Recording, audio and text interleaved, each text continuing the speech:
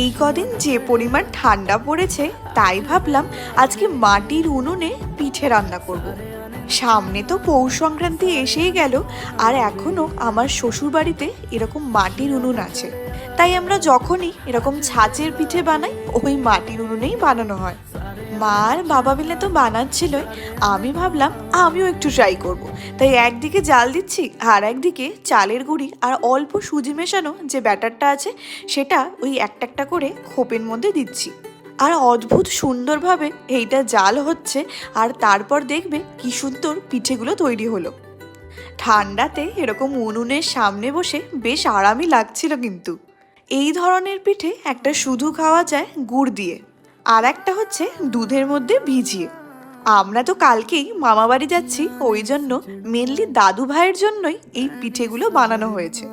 এই ভিডিওটা এখানেই শেষ করছি, দেখা হচ্ছে পরের ব্লগে।